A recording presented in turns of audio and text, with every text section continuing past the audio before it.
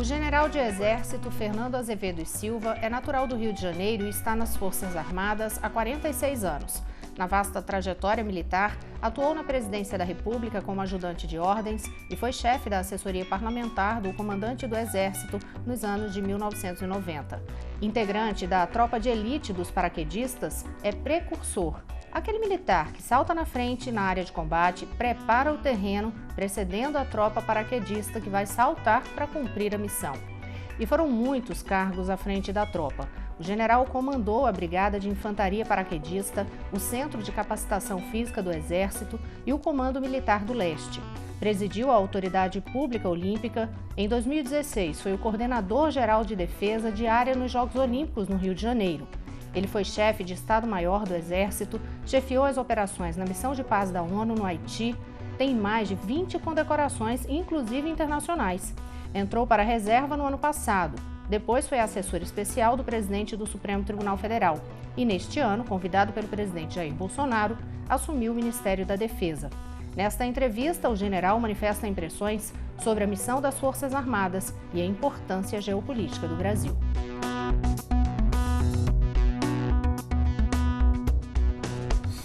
General, muito obrigada por nos receber. E eu já diria que com essa trajetória que a gente ouviu do senhor, poderia dizer que seu nome poderia ser ali coragem e liderança. Desafio e liderança, talvez. Nome e sobrenome. Inicialmente, Rosiana Kennedy, é um prazer estar no seu programa. Eu acho que eu iria escolher uma palavra que você falou, é desafio. A minha vida, tanto pessoal como profissional, foi marcada por desafios, né? Isso a gente vai contar, inclusive, a partir de agora. E tá um dos seus desafios é justamente esse, à frente do Ministério da Defesa, que, inclusive, acabou de completar 20 anos. 20 anos. A questão é, ao longo desses 20 anos, houve muita mudança na importância da defesa no país? Não, o Ministério da Defesa completa 20 anos, mas a sua origem é muito mais do que isso, né? A nossa origem vem de 1822, com a criação do Ministério da Marinha e do Ministério do Exército, acrescentado depois com a criação do Ministério da Aeronáutica em 1941, durante a Segunda Guerra Mundial. Mas nesses 20 anos, o Ministério da Defesa, criado em 1999, ele teve alguns avanços significativos. Uma foi realmente a concepção de operações conjuntas, né? Conjuntas que envolvem as três forças. Hoje, uma concepção de conflito só existe operações conjuntas, né? Isso aí nós pegamos um período muito fértil, que foram as operações de garantia da lei e da ordem, né? Para você ter uma ideia, de 1999 até hoje, o Ministério da Defesa coordenou em operações conjuntas as três forças por 114 vezes. Nós tivemos 6.140 dias em operações de garantia da lei e da ordem.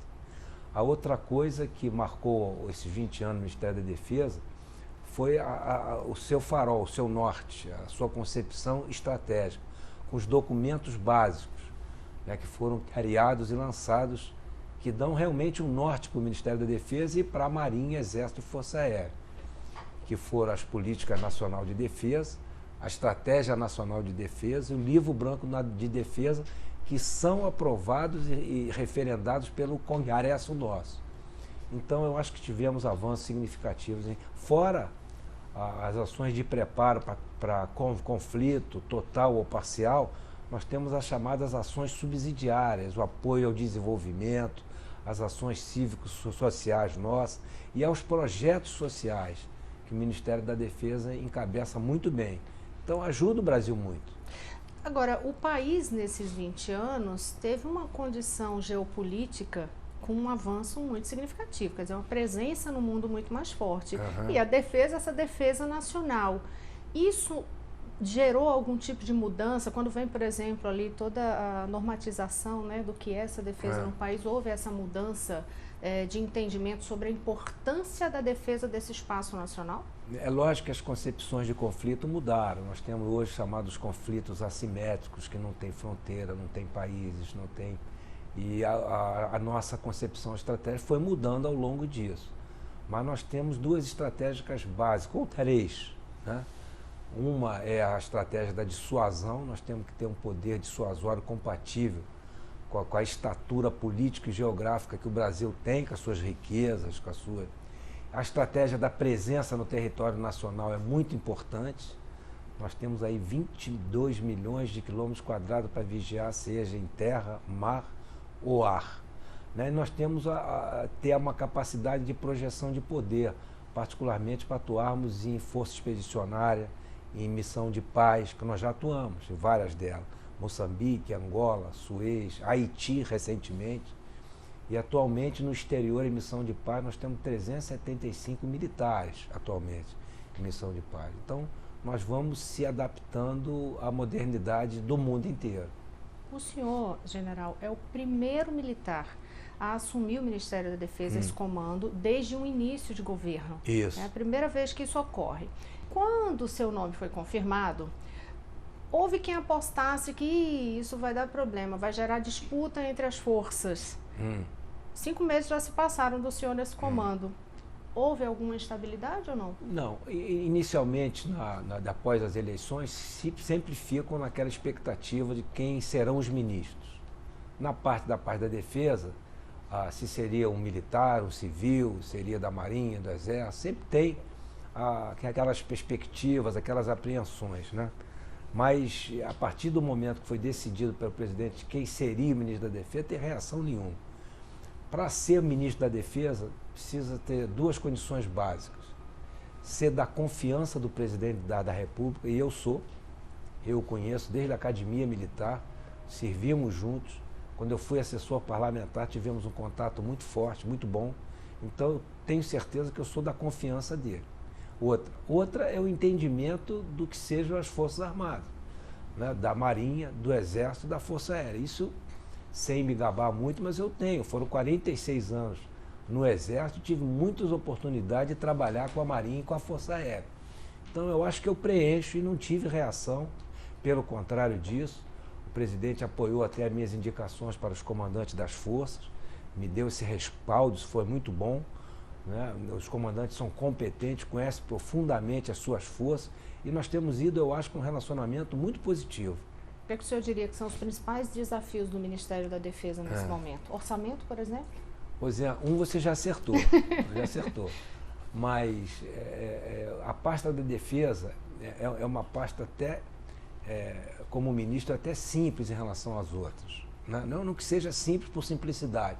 É pela organização que eu tenho em relação ao Exército, Marinha e Força Aérea.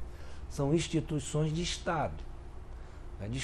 Quer dizer, elas atravessam ou sobrepõem os governos até. Né? Então, isso aí é na base da hierarquia e disciplina. Então, fica mais fácil esse ponto de vista. Mas tem 2 desafios aí. Um, você acertou, que é o orçamento necessário, que eles são poucos, são escassos. Nos últimos anos nós tivemos um orçamento compatível com as necessidades nossas, né? Nós sofremos com isso, particularmente em relação aos nossos programas e projetos, né? E você não tem mágica, quando reduz, e falta uma previsibilidade orçamentária, isso que é o principal. Então, quando o recurso é pouco em relação aos principais programas das forças, que são estratégicos, fazem parte da Estratégia Nacional de Defesa, só tem 2 coisas a fazer. Ou você alonga o prazo dos programas e projetos, ou você muda o escopo desses programas. Isso é ruim, O outro desafio que nós estamos tendo agora, que iniciou a caminhada no Congresso, é o problema da proteção social dos militares que confundem com previdência. E a oportunidade que nós estamos tendo de ter uma reestruturação da carreira militar que se faz necessária há algum tempo. Isso aí para mim é muito importante, aproveitar a oportunidade que você está me dando agora aqui. Primeiro que eu acho que os integrantes do Congresso Nacional já compreenderam quais são as nossas necessidades, as nossas idiosincrasias, as nossas peculiaridades da profissão militar. Né? Então, a gente não tem um sistema previdenciário. Você não tem um regime geral da Previdência, você também não é um servidor público, você tem leis ordinárias que regulam a profissão militar. Né? Isso é previsto na Constituição. Lei disporá, né? É o artigo 142, sobre. Aí vem remuneração, aposentadoria dos militares. e vem dizendo ali, ressalvadas as peculiaridades da profissão militar. Então, a Constituição já amarra as peculiaridades nossas. Então, você não tem uma profissão em que você faz um juramento de defender a pátria com o sacrifício da própria vida. Isso é muito profundo. Você está oferecendo a sua vida em prol do país. Então, ela tem que ter regras específicas para o militar e para a família dele. Então, nós estamos contribuindo para o esforço do país, né, mudando a parte da proteção social. Nós estamos passando a contribuir mais, bem mais. Estamos aproveitando para uma reestruturação da carreira visando a meritocracia, isso sem gerar déficit nenhum. Ao contrário, estamos gerando um superávit para a Receita. Então, eu tenho certeza absoluta que os parlamentares compreendem, vão compreender e vão aprovar isso. O senhor diria que a defesa tem outras formas de contribuir, além do próprio, além do próprio entendimento em relação à reforma da Previdência, com a contribuição dos militares? Tem alguma outra forma que possa contribuir? Nós já fazemos isso. Nós temos o BID, que é a Base Industrial de Defesa, que é assentada em cima da base industrial brasileira. Essa base industrial de defesa são empresas estratégicas nossas, sempre de maneira dual, tanto que serve para a parte militar como para a civil. Ela é responsável por 4% do produto interno bruto. A base industrial de defesa nossa aqui. Ela gera 60 mil empregos diretos, né, e mais 240 mil empregos indiretos. Quer dizer, nós estamos contribuindo com esses empregados, com esses recursos, com essas indústrias nossas, né, que é a base de defesa. E como é que está a questão do acordo de salvaguardas tecnológicas para o uso comercial da base de Alcântara? Esse é outro processo importante que o Ministério da Defesa está à frente com o Ministério da Ciência e Tecnologia. Né? Isso aí começou em 2000. Aliás, começou em 1983 com a criação da base de lançamento de Alcântara. Né? Mas foi para o Congresso o primeiro acordo de salvaguarda, que é um acordo comercial, em 2000, que é um acordo com os americanos que detêm 80% de todos os componentes satélites, você tem que passar por ele, como passou a Rússia e a China, tem o mesmo acordo. Né? E depois o Congresso tem que aprovar isso. Em 2000 nós não tivemos esse, tem um debate grande, aperfeiçoamos as correções que o Congresso achou por bem fazer, né? Levamos de novo para o acordo, foi aprovado o novo acordo e nós, na semana passada, entramos no Congresso com um projeto de lei desse acordo que é comercial e benéfico para o país. Isso para ajudar, inclusive, aí nessa questão fiscal? Também. Primeiro, a base de Alcântara a localização, em termos técnicos, vai ser a melhor base em condições técnicas de lançamento de satélites do mundo. Então, os países que vêm lançar os seus satélites aqui é um acordo comercial. Isso gera divisas, isso gera recursos, isso gera impulso até para a região, né, do Maranhão, né, ali. Então, é um acordo muito bom.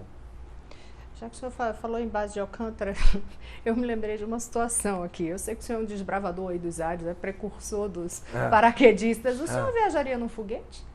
Eu viajaria num foguete, só se eu pudesse colocar um paraquedas e, se for muito alto, o oxigênio. Não ia ficar com medo, não? Sem paraquedas eu não subo no foguete, não.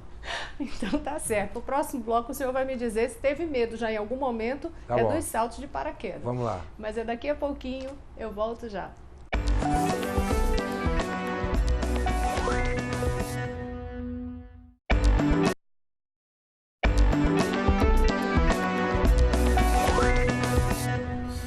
Estamos de volta. Hoje eu converso com o ministro da Defesa. General, no bloco anterior, eu perguntei se o senhor tinha coragem de viajar de foguete. Agora eu quero saber o seguinte: o senhor foi precursor dos paraquedistas. Nunca deu medo, não, general? Assim, nem quando deu aquelas panes, quando houve pane de paraquedas? A minha paixão sempre foi o paraquedismo. Né? Minha paixão. Né? Eu passei ali 12 anos. Como general, eu comandei os paraquedistas, que é o sonho de todo paraquedista, é comandar os paraquedistas. Né? Eu, quando estava começando a saltar, eu cheguei para um oficial que tinha muito salto. Eu perguntei se ele tinha medo. Nós estávamos dentro do avião. Eu perguntei, Monte Santo, você tem medo de saltar? Ele falou assim, tenente, Se eu não tiver medo mais de saltar, eu paro de saltar. Significa que eu estou ficando louco. Né? Então, medo você sempre tem. Você vai abandonar um espaço sem nada, né? Que não é uma atividade comum nossa, mas dominar o medo é muito bom. Dominar o medo é muito bom. Agora, em relação aos panos de paraquedas que eu tive, não é uma boa situação. Não é uma boa situação. Mas ainda bem que a gente tem um paraquedas reserva. Né? Foram muitos? Foram 7 panes que eu tive, né? E eu tive que alijar o paraquedas principal, né, para não embolar os dois, né, e comandar o reserva numa atividade de salto livre, que a gente chama, né? Eu fui da equipe, fui tudo, mas é apaixonante aí a atividade que eu fiz, né? Quem também é da área de paraquedismo, o presidente da República. Ele serviu comigo lá, fomos contemporâneos na Brigada Paraquedista junto e também fizemos parte de equipes esportivas. Ele era um grande atleta, né, muito forte, né, e vem a convivência que nós tivemos na academia, no paraquedismo e quando ele era deputado eu era da assessoria parlamentar. Dessa época lá desde a AMAN, né? Desde a AMAN. Lembranças específicas, situações inesquecíveis, curiosas? Não, nós servíamos na academia, mas eu era de uma arma, ele era de outra arma, né? Na parte esportiva também, mas nós tivemos muito contato, foi na parte da parlamentar. Ele como deputado e eu como chefe da assessoria parlamentar do Exército. Nós tivemos, eu precisei muito da ajuda dele, ele com discurso sempre em favor das Forças Armadas, né? E me ajudava muito em relação a isso. Agora vocês dois estão aí unidos em relação à defesa do país, segurança nacional. Nacional, é isso aí. Então vamos aproveitar e falar de segurança. General, um dos assuntos agora em pauta no país é a questão do decreto, o decreto que regulamenta, né, o posse de arma e munição. Qual o impacto que o senhor avalia que isso pode ter na segurança pública do país? Nós vamos ver o impacto a partir de agora, né? Mas vamos ver o modelo anterior. Né? O modelo anterior, que você não tinha uma flexibilização, você chegou a índice de criminalidade alarmante. Você não pode ter, no passado recente, 63 mil homicídios. Então é um modelo que não estava dando certo. Era um modelo em que o bandido, o malfeitor, estava armado e o chefe de família sem possibilidade de uma autodefesa, de estar armado. Então não fugiu o controle o decreto, continua o controle, mas deu uma flexibilidade maior, uma possibilidade de um chefe de família ter a sua defesa dele e da família e do seu lar. Né? Eu acho que nós vamos esperar os resultados. Mas eu acho que foi bom.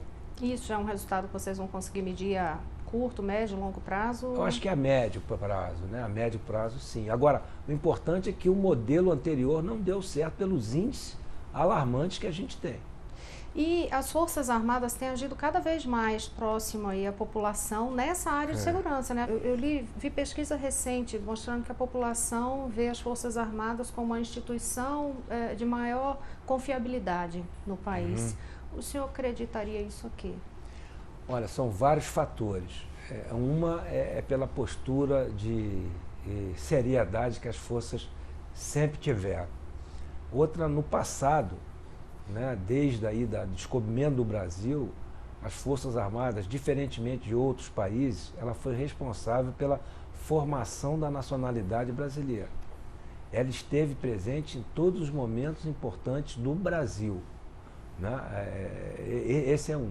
Outra é pela presença nossa em todo o território, a estratégia da presença. E pelo serviço militar, pelos parentes, pelo avô, pai, filho, que serve, vê a seriedade nossa. Né? E é a última ratio regis que a gente chama, a última razão do rei, em que os poderes estão na Constituição, que precisam de usar a sua reserva, usa Forças Armadas. Né? Então são instituições muito sólidas. Tem seus erros? Tem. Mas nós cortamos na carne os nossos erros. Né? A Marinha, Exército, Força Aérea. Mas a credibilidade vem aí, vem fruto do trabalho das forças, do trabalho dos militares. Um ponto que eu realmente queria que o senhor nos ajudasse a mostrar para a população, que é esse trabalho muito além da própria Defesa Nacional. O senhor abordou no início da reportagem, mas, por exemplo, hoje o senhor estava falando com a gente mais cedo, o trabalho que faz, por exemplo, ali na fronteira com a Venezuela, os trabalhos, projetos como tem, por exemplo, o Projeto Rondon, quantos anos? 50 anos de Projeto Rondon? 50 anos de Rondon. Então, assim, que outras ações são essas que às vezes a população nem faz uma relação direta com as Forças Armadas, mas vê que a presença está ali? Rosiane, a gente podia passar outro programa todo falando nisso aí, que é muita coisa que a gente faz, muita coisa. Não é só a preparação para um possível conflito. Você citou a Operação Acolhida na fronteira com a Venezuela, que é uma operação de referência da ONU, das ONGs nossas. Nós temos a Operação Pipa, distribuindo água no Nordeste já há 19 anos. Que sem a nossa presença lá, a família nordestina do árido, do semiárido, passa necessidade. Os programas sociais dele que você citou, nós temos aí o programa Força no Esporte, que está há 16 anos aí, são 30 mil jovens, crianças, adolescentes, no contraturno da escola, aprendendo esporte, informática, civismo. Nós temos o Projeto Rondon, que você citou, há 50 anos, levando universitários aí para o Brasil inteiro. Nós temos o programa Calha Norte há 34 anos, não só no arco do norte amazônico, mas no Mato Grosso no Sul, com projetos que contribuem direto à prefeitura de infraestrutura, de escola. Então a gente tem uma gama muito grande de ações subsidiárias, que a gente chama, ajudando transplante de órgãos. Transplante de órgãos, a Força Aérea que necessitava. Esse ano já fizemos vários transplantes de órgãos para salvar vidas. A queimada no Acre agora, nós estamos pegando os queimados, trazendo para Belo Horizonte. Quer dizer, a gente participa do esforço nacional para o progresso do país em uma infinidade de gamas de ações. Uma dúvida, general, como é que é essa procura hoje para o acesso às Forças Armadas? Porque teve uma época que existia uma certa, não sei se eu posso falar rejeição, mas existia um jovem ali reticente, sem querer entrar, sem o serviço obrigatório. Como é que é isso hoje? A Constituição Federal, sabiamente, prevê o serviço militar obrigatório. Tem países que tiraram isso, se arrependeram e voltaram. A segurança do país merece o serviço militar obrigatório até para formar o reservista. Mas antes que alguns pedidos para não servir o Exército, Marinha, Força Aérea, esse quadro mudou. Nós temos em média para o serviço militar, para servir as forças, nós temos em média 1.800.000 jovens naquela época de 18 anos, que se alistam, pronto para servir. A gente aproveita, em média, cerca de 6% disso. É muito pouco. Então, ao contrário, agora a demanda maior é querer servir. Então, e tem outras entradas. Tem a parte de sargento, tem a parte de oficiais. Então, as demandas para as escolas militares são muito boas. O que a gente não pode perder, aí vem a reestruturação da carreira militar, que o projeto está na Câmara, é perder o incentivo ao jovem procurar a carreira definitiva das Forças Armadas, ao profissional da carreira militar, aquele que fica a vida inteira. Nós temos que ter atrativo, além da vocação de procurar uma profissão de Estado, e a vocação em si, é muito importante. Mas você não pode ir perdendo o atrativo para a carreira militar. Deixa eu mudar completamente de assunto aqui, que é um assunto factual, que é o hackeamento de mensagens de juiz e promotores da Operação Lava Jato. Qual é a avaliação que o senhor faz desse caso? Olha, Rosiane, eu vou dizer, é lógico que esse fato acabou de acontecer, mas de uma coisa eu não tenho dúvida. É um crime isso aí. É um crime. É um crime. É um crime e esse crime não pode compensar, porque senão vai ficar uma indústria do hacker em celulares, computadores, vai ficar um comércio disso aí. Isso aí é um crime e deve ser tratado como tal e rápido. Você não pode invadir uma privacidade que você tem, que o nosso aparelho celular é um componente do seu corpo hoje em dia. Você tem ali as suas expectativas, as suas emoções, os sentimentos, as suas mensagens. Você não pode ser invadido. Esse crime não pode compensar. Essa é uma coisa. As mensagens que você citou, nós temos que ver aí, mas a primeira coisa que para mim aí, o ministro Moro goza de toda a confiança, não só dos ministros, do presidente é um profissional respeitado, inclusive pela população brasileira. A troca de mensagens, que poderia ir no gabinete, hoje em dia se faz por mensagem. Foi de instituições do judiciário fazendo parte de uma força-tarefa. Então nós temos que ver aqui a que ponto, mas eu não vejo nada demais do que aconteceu, a não ser um crime violento em relação à privacidade da pessoa, da autoridade. O senhor veria isso até como uma ameaça ao próprio sistema de justiça no país? Eu vejo assim, eu fico vendo se o meu celular fosse violentado dessa forma. É uma violência, é um crime. Esse crime não pode compensar. É isso que eu vejo inicialmente. A gente já está quase terminando nossa conversa, general. Eu queria falar algumas frases para o senhor completar. A primeira é o seguinte: o salto que eu ainda quero dar na minha vida é...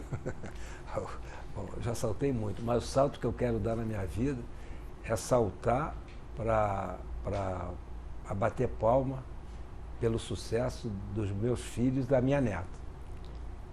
Esse é o salto. E a outra frase: o Brasil vai mostrar toda a sua potência quando?